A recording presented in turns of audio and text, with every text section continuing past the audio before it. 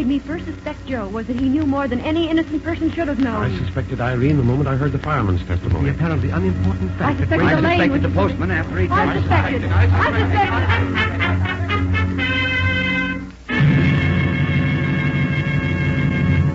Listen to radio's newest, most interesting and thrilling program, Suspicion.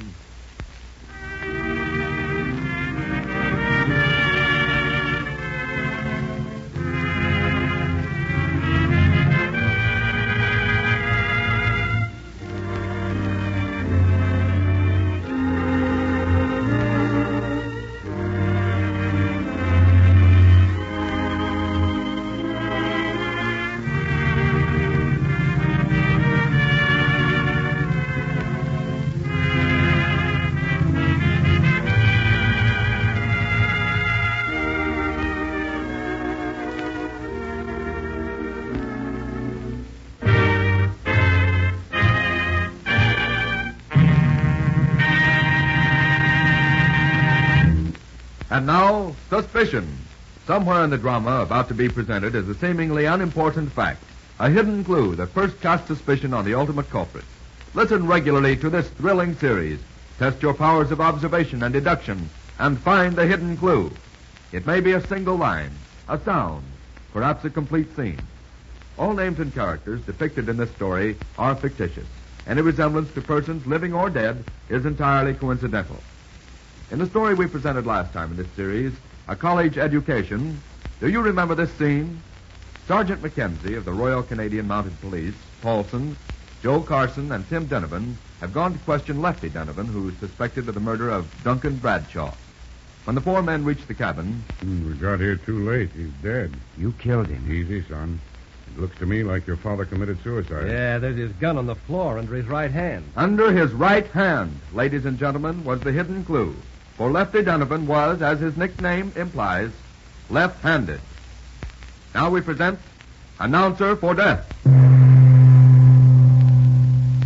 On July 10th, shortly before noon, as Sam Jennings, salesman for a radio station in a large Midwestern city, is taking Howard Crofts, a prospective client, through the studios.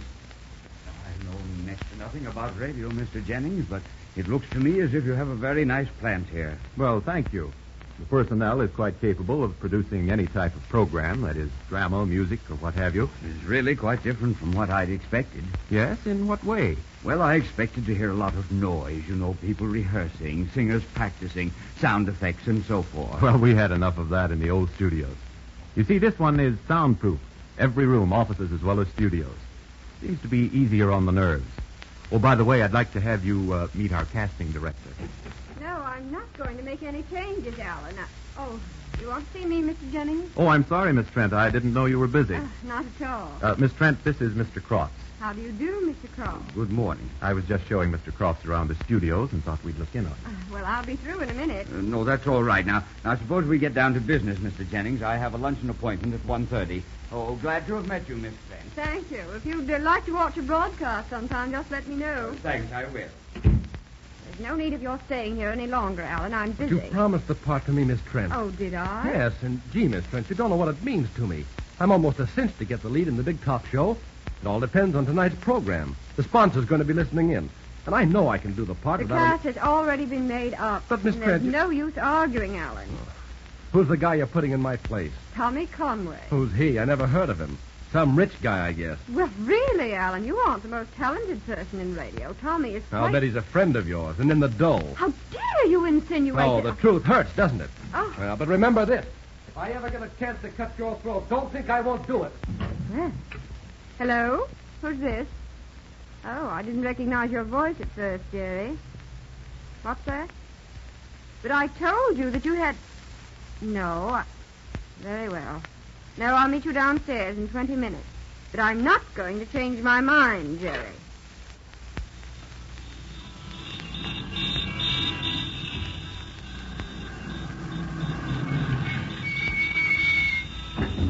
You're late, Jerry. Sorry, but I wasn't able to leave the office right away. What would you like to eat? At the Monte Cristo.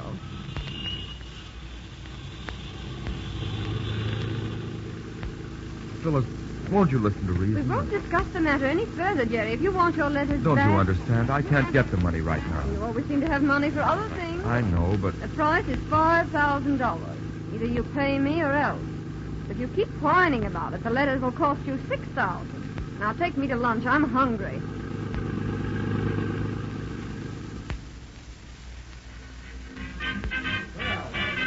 but for heaven's sakes, Phyllis, don't you realize what you're doing to me? You should have thought of that earlier. About 6 months ago. Now, look.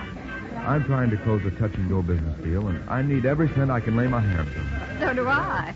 You don't need the money right now, but I do. If I lose out on this deal, I'll have to retrench. It'll probably mean firing half my You staff. know my terms, Jerry. Yes, I do. The scandal's the last thing I can afford at the present moment. It'd kill the deal. If you'll hold off for a month, I'll pay you $8,000. You pay me now or I'll bring suit against you. You tramp, I could... Yes, my dear, I don't doubt you'd like to kill me. But I've taken care of that, too. And really, you shouldn't be quite so angry. You're not the only one who's written me rather amorous love notes and who's buying them back. In fact, you're getting off easy. But if you don't give me the money by 9 o'clock tonight, my dear, there's going to be trouble for you. I'll be at the studio until 9. But after that, I'll be too busy to see you.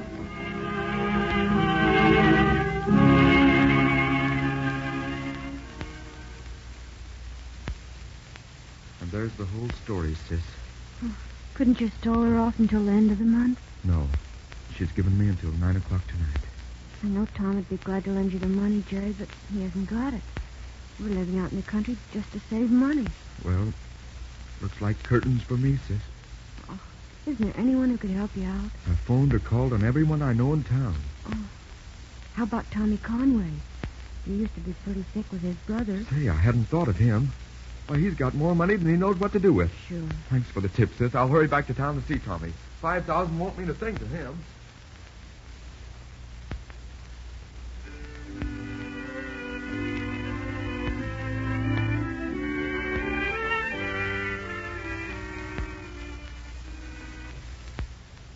Oh, what the heck's keeping him?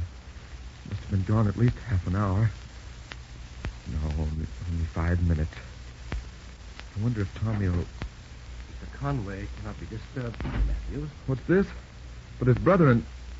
Did you give him my note? Mr. Conway is quite busy at the present time, Mr. Matthews. He's making his debut on the radio this evening and cannot be disturbed. Well, if you'll only tell him that... Pardon me, Mr. Matthews, but Mr. Conway cannot be disturbed. Oh, I see. Well, you can tell His Highness to go jump in the river. Quite so, sir. Good afternoon, Mr. Matthews. Watch the red light, Captain. As soon as that goes on, the sound man will give us a couple of seconds of machine gun and a police whistle. Then I introduce you. Then... Quiet. The battle against crime. Ladies and gentlemen, in cooperation with the police department, this radio station brings you tonight and every Tuesday at this time short talks on local methods of crime prevention and detection. Tonight's thrilling episode of The Battle Against Crime will be narrated by Captain Griff McKisson of the Traffic Bureau. Captain McKisson. Good evening. One of the most interesting cases in our files concerns a murder committed in broad daylight on a busy downtown street. And so he confessed and named his confederate, one Jonas Fair. On March 10th of this year, they were executed, once more proving that crime does not pay. Ladies and gentlemen, you have been listening to Captain Griff McKisson of the Traffic Bureau in the first episode of The Battle Against Crime. Next week at this same time, we shall present Sergeant Patrick O'Leary, the officer who single-handed captured the Red Rose Gang. So listen in next Tuesday at 8:45 for The Battle Against Crime.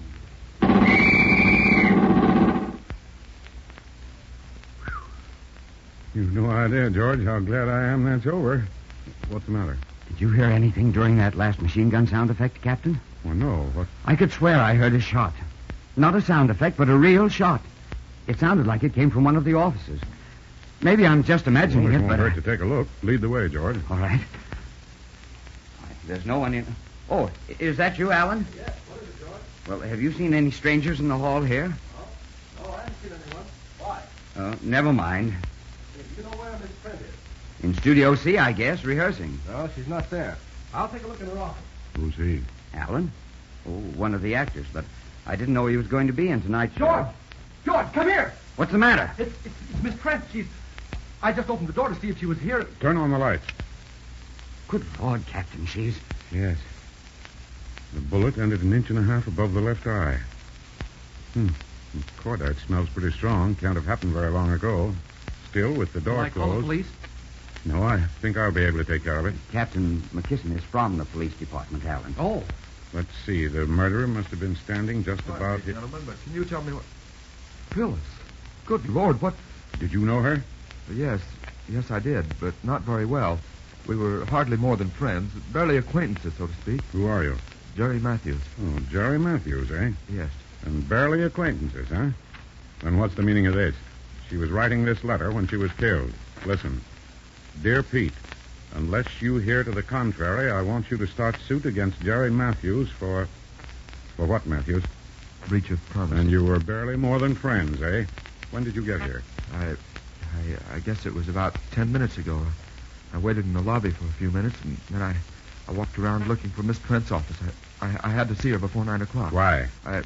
She demanded $5,000 for some letters I wrote and threatened to bring suit if I didn't get the money. Did you? No, I didn't. I came here to beg her to wait until I'd closed a certain business deal. I see. Blackmail, eh? Well, I can't say I'm sorry for her. But in this state, murder is a crime. Isn't it, George? Yes, but good Lord, Captain, you don't think that I... So she was blackmailing you, too, eh? Yes, she was. I paid every cent she asked, and she asked plenty. She kept my letters. She said I might be famous someday. Huh.